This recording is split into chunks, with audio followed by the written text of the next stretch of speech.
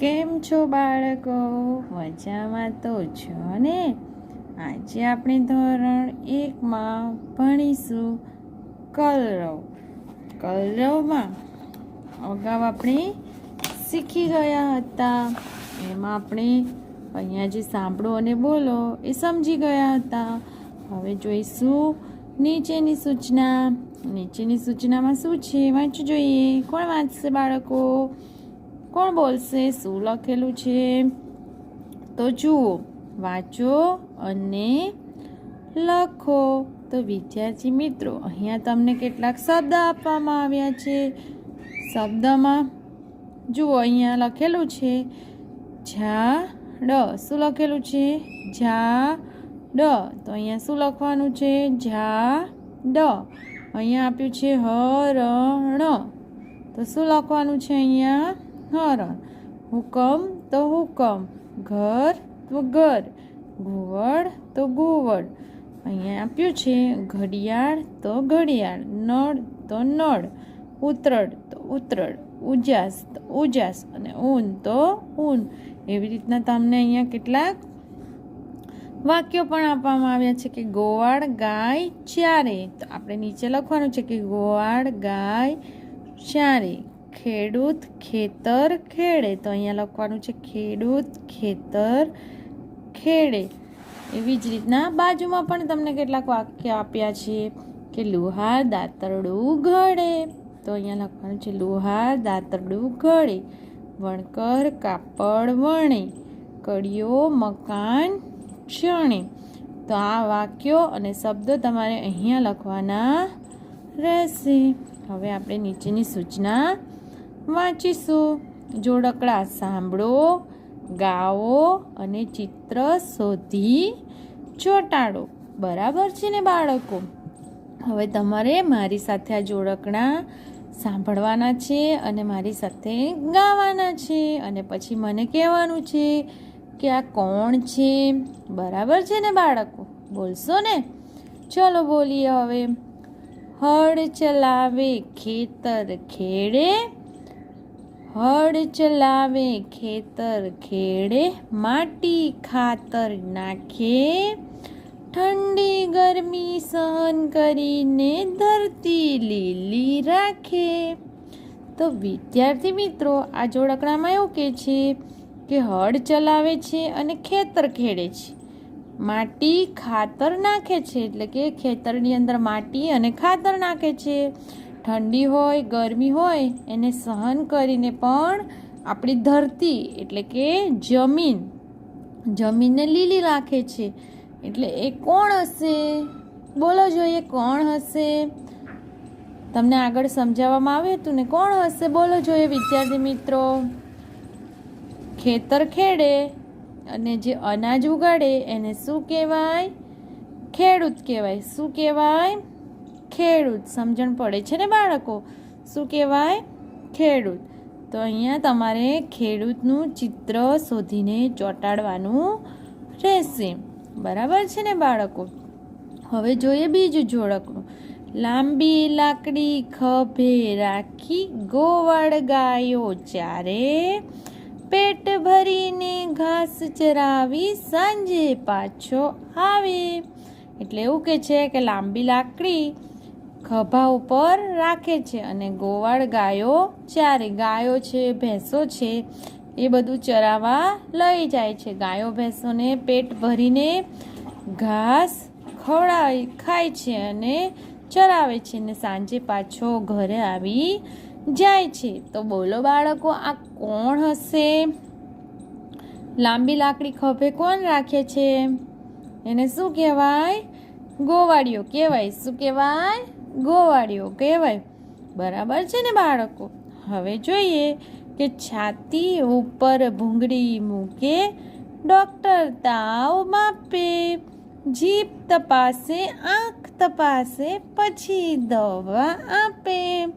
એટલે કે આપણી છાતી ઉપર ભૂંગળી મૂકીને આપણને ચેક કરે છે આપણા ધબકારા. અને ડૉક્ટર આપણને શું માપે છે? તાવ માપે છે. આપણી જીભ તપાસે છે, આંખ તપાસે છે અને પછી જ આપણને દવા આપે છે. તો એ કોણ હશે? બોલો જોઈએ, કોણ હશે? કોણ કહેશે મને? હા, એ તો ડૉક્ટર હશે. તો અહીંયા તમારે ડૉક્ટરનું ચિત્ર ચોંટાડવાનું રહેશે.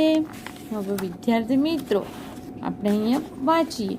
ભારે મોટો ઘણનો ઘા, લુહાર એરણ માથે પડતો, લુહાર ટીપે ગરમ લોઢું, ખીલા સાંકડી ગળતો.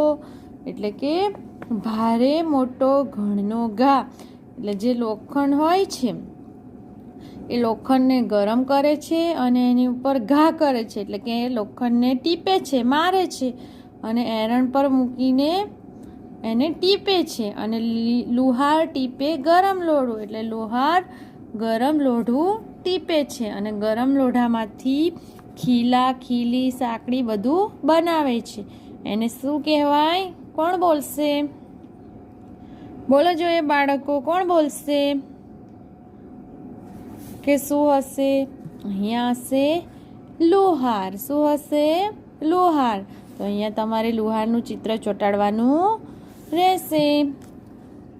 સુથારભાઈ લાકડું લઈને કરવત વડે કાપે, ટેબલ ખુરશી કરવા માટે આડું ઊભું માપે. તો કોણ હશે? સુથારભાઈ છે તે લાકડું લઈને કરવત વડે તેને કાપે છે અને કાપીને એમાંથી શું બનાવે છે? ટેબલ, ખુરશી, બારી, બારડા. અને એના માટે શું લે છે? આડું ઊભું માપ લેવું પડે છે. એને શું કહેવાય? સુથારભાઈ કહેવાય. શું કહેવાય? સુથારભાઈ. સુથારભાઈ લાકડામાંથી અલગ અલગ વસ્તુ બનાવે છે. સમજણ તો પડે છે ને બાળકો? હવે જુઓ અહીંયા, દરજી મારું શર્ટ સીવીને ઉપર બટન ટાંકે, બેન માટે ઘાઘરી સીવે ઉપર આભલા ટાંકે. એટલે વિદ્યાર્થી મિત્રો એવું કહે છે કે જે દરજી છે એ મારું શર્ટ સીવે છે. શું સીવે છે? શર્ટ. અને એના ઉપર શું ટાંકે છે? બટન. શું ટાંકે છે? બટન. અને મારી બેન માટે શું બનાવે છે? ઘાઘરી બનાવે છે. શું બનાવે છે? ઘાઘરી. અને ઘાઘરી ઉપર શું ટાંકે છે? આભલા રાખે છે. શું રાખે છે? આભલા. તો કોણ હશે? વિચારો જોઈએ. શર્ટ, ઘાઘરી, આપણા કપડાં, ડ્રેસ આ બધું કોણ સીવે? દરજી સીવે. કોણ સીવે? દરજી. એટલે અહીંયા કોનું ચિત્ર ચોંટાડશો વિદ્યાર્થી મિત્રો? બોલો જોઈએ. દરજીનું. કોનું? દરજીનું. પડે છે ને સમજ? હવે જુઓ અહીંયા શું છે? કુંભારની લાકડીએ કેવો ચાકડો ફરતો જાય, કુંડી કુંડી મટકા સાથે દોણા દોણી થાય. એટલે કુંભારની લાકડીએ કેવો ચાકડો ફરતો જાય. એટલે કે જે કુંભાર છે એ પેલું ગોળ પૈડા જેવું રાખે અને ગોળ ચાકડો હોય છે એના વડે તે અલગ અલગ મટકા, મટકી, પછી એમાંથી કોળિયા, તવી એ બધું કોણ બનાવે? કુંભાર બનાવે. કોણ બનાવે? કુંભાર. તો કુંભાર શું બનાવે? તો કે માટીમાંથી અલગ અલગ વાસણો બનાવે. તો અહીંયા શાનું ચિત્ર ચોંટાડશો વિદ્યાર્થી મિત્ર? બોલો જોઈએ. શાનું ચોંટાડશો? અહીંયા શાનું ચિત્ર ચોંટાડશો વિદ્યાર્થી મિત્રો? બોલો જોઈએ.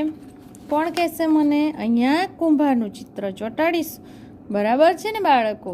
હવે જુઓ, કડિયો મોટો કારીગરને મકાન મોટા બાંધે, ઈંટો ઉપર ઈંટો રાખી સિમેન્ટ વડે એ સાંધે. એટલે કે કડિયો જે છે એ મોટો કારીગર છે અને મકાન મોટા બાંધે છે અને ઈંટો ઉપર ઈંટો રાખીને શું બનાવે? સિમેન્ટ વડે સાંધે અને ઈંટો ઉપર ઈંટો રાખીને ઘર બનાવે છે. એટલે જે કડિયો હોય એ શું કામ કરે?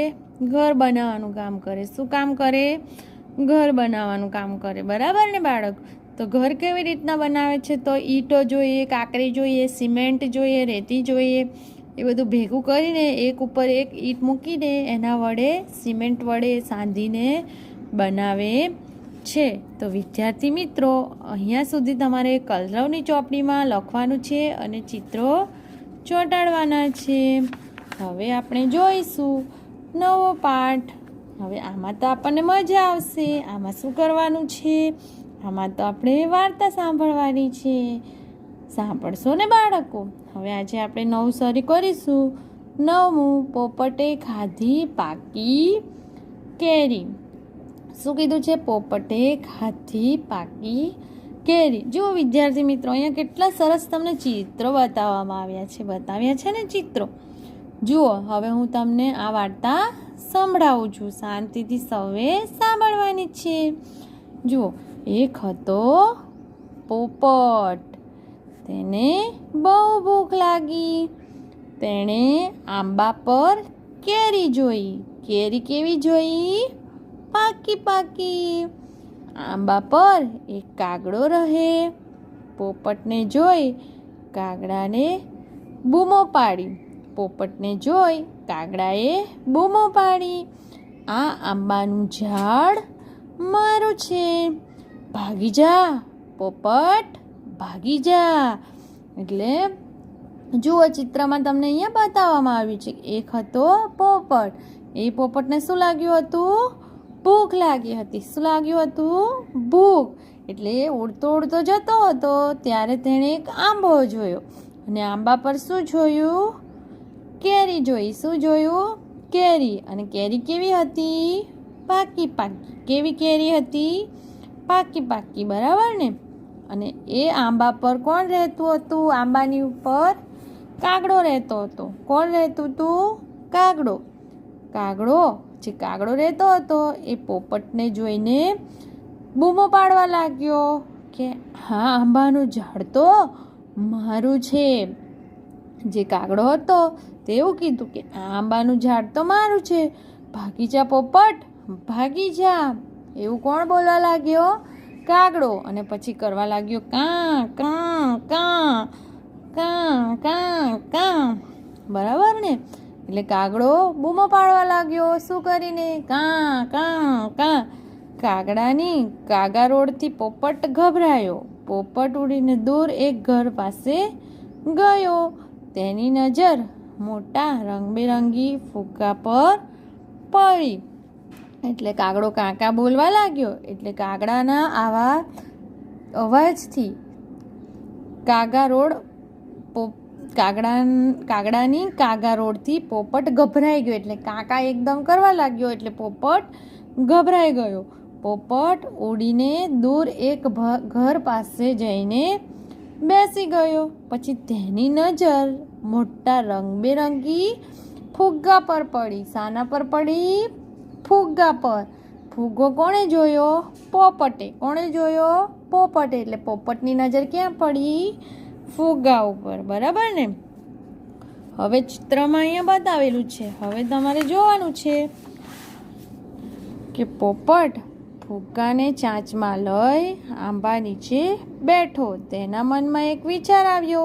પોપટે પછી ફુગ્ગામાં ચાંચ મારી. ફટાક અવાજ થયો. એ અવાજથી કાગડાભાઈ બી ગયા. કાં કાં કરતા કાગડાભાઈ ઉડી ગયા. તો વિદ્યાર્થી મિત્રો, પોપટ જે હતો એ ફુગ્ગાને ચાંચમાં લઈને ક્યાં ગયો? આંબા નીચે ગયો. ક્યાં? આંબા નીચે જઈને બેસી ગયો. જ્યાં પોપટ ત્યાંથી ભાગી ગયો હતો ત્યાં જ પાછો જઈને નીચે બેઠો. પછી એના મનમાં એક વિચાર આવવા લાગ્યો. વિચાર આવ્યો એટલે એણે શું કર્યું? તે ફુગ્ગાને ચાંચ મારી. શું માર્યું? ફુગ્ગો ફૂલાવેલો હતો એના ઉપર ચાંચ મારી. એટલે ચાંચ મારે એટલે ફુગ્ગો શું થઈ જાય? ફૂટે. એટલે ફટાક થઈને અવાજ આવ્યો. એ અવાજથી કોણ બી ગયું? કાગડાભાઈ. કોણ બી ગયું? કાગડાભાઈ. બરાબર ને? એટલે કાગડાભાઈ તો કાં કાં કાં કરતા કરતા ઉડી ગયા. બરાબર છે ને બાળકો? તો વિદ્યાર્થી મિત્રો, હવે આપણે નીચેનું જોઈએ. આંબાના ઝાડ પર જઈને પોપટભાઈએ કેરી ખાધી. પાકી પાકી, મીઠી મીઠી. પોપટભાઈને મજા પડી. મજા પડી ભાઈ, મજા પડી. કેરી ખાવાની મજા પડી. વાહ રે પોપટભાઈ, વાહ વાહ. એટલે પછી શું કર્યું? કાગડો તો ઉડી ગયો. એટલે આંબાના ઝાડ પર જઈને પોપટભાઈએ કેરી ખાધી. કોણે કેરી ખાધી? પોપટભાઈએ. બરાબર ને? પછી કેવી કેરી હતી? પાકી પાકી કેરી હતી અને મીઠી મીઠી કેરી હતી. પોપટભાઈ છે તેને શું થયું? મજા પડી ભાઈ, મજા પડી. પોપટભાઈ તો ખુશ થઈ ગયા અને કહેવા માંડ્યા, મજા પડી ભાઈ, મજા પડી, કેરી ખાવાની મજા પડી. વાહ રે પોપટભાઈ, વાહ. એટલે પેલા કહેવામાં આપણે જોઈએ છે ને, તો કહ્યું વાહ રે પોપટભાઈ, વાહ. તો વિદ્યાર્થી મિત્રો, તમને સમજણ પડી આ વાર્તામાં? પડી તો હશે જ, બરાબર છે ને? તો વિદ્યાર્થી મિત્રો, આના પરથી હું તમને સવાલ જવાબ પૂછું છું, એનો જવાબ તમારે આપવાનો છે. બોલશો ને તમે? સમજણ પડી ગઈ વિદ્યાર્થી મિત્રો? પડી કે નહીં? તો જુઓ, હવે તમારે અહીંયા પ્રશ્નના જવાબ આપવાના છે. તો વિદ્યાર્થી મિત્રો બોલો, આંબા પર કોણ રહેતું હતું? કોણ બોલશે કે આંબા ઉપર કોણ રહેતું હતું? તમને ખબર છે આંબા પર કોણ રહેતું હતું? વાર્તામાં સમજ તો પડી છે ને? તો જવાબ આપજો. બોલો જોઈએ, કોણ બોલશે કે આંબા પર કોણ રહેતું હતું? અરે વાહ, આંબા ઉપર તો કાળા કાળા કોણ રહેતું હતું? કાગડાભાઈ. કોણ રહેતું હતું? કાગડાભાઈ. Very good. હવે બીજો સવાલ છે, કાગડાએ કોને ભગાડ્યો? વિદ્યાર્થી મિત્રો બોલો જોઈએ, કાગડાએ કોને ભગાવ્યો? કોણ બોલશે કોણે ભગાવ્યો? બોલો જોઈએ વિદ્યાર્થી મિત્રો, કોણ બોલશે કાગડાએ કોને ભગાવ્યો? ખબર છે? બોલો જોઈએ. કાગડાએ પોપટભાઈને ભગાવ્યો. બરાબર છે ને? હવે જુઓ કે કાગડો સાથી ઉડી ગયો. કોણ કહેશે કે કાગડો સાથી ઉડી ગયો? બોલો જોઈએ, કોણ મને કહેશે કે કાગડો સાથી ઉડી ગયો? બોલો. હા, કાગડો કેવી રીતના ઉડી ગયો? તો શું કર્યું? પોપટ બીજે જઈને ત્યાંથી શું લઈને આવ્યો હતો? ફુગ્ગો. અને એ ફુગ્ગો ચાંચમાં લઈને આવ્યો અને ફુગ્ગો ચાંચ મારી એટલે ફૂટી ગયો. અને ફૂટવાથી કેવો અવાજ આવ્યો? ફટાક અવાજ આવ્યો. એટલે અવાજ સાંભળીને કોણ ભાગી ગયું? કાગડો. કોણ ભાગી ગયું? કાગડો. સમજણ પડી ને બાળકો? તો આવજો.